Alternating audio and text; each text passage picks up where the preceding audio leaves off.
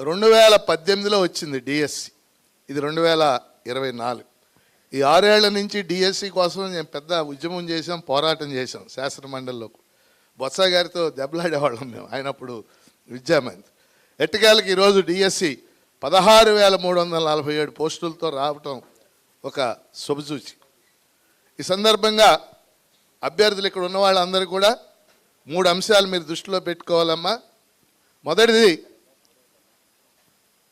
లోకేష్ బాబు గారిని నిన్న శాసన మండలిలో మొన్న 2 సార్లు మాట్లాడటం జరిగింది.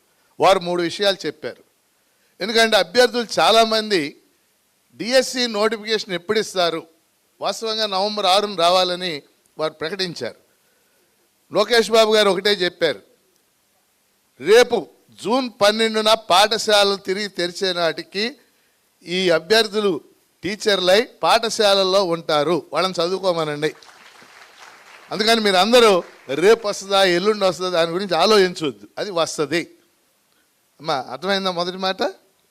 రెండో వారు ఇచ్చింది ఏంటంటే వయో పరిమితి పెంచమని అడిగాం.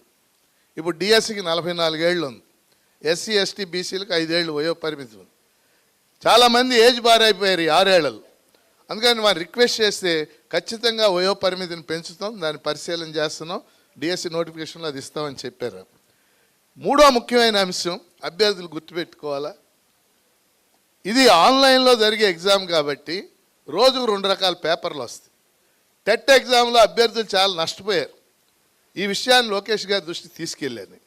వారు ఒకటే హామీ ఇచ్చారు, తెలంగాణలో ఎలా అయితే జరిగిందో తెలంగాణలో ఏం చేశారంటే ఆన్లైన్ ఎగ్జామే కానీ జిల్లాకు ఒక రోజు పెట్టారు.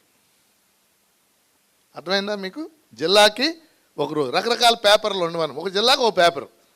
ఆ విధంగా వాళ్ళు అధ్యయనం చేసి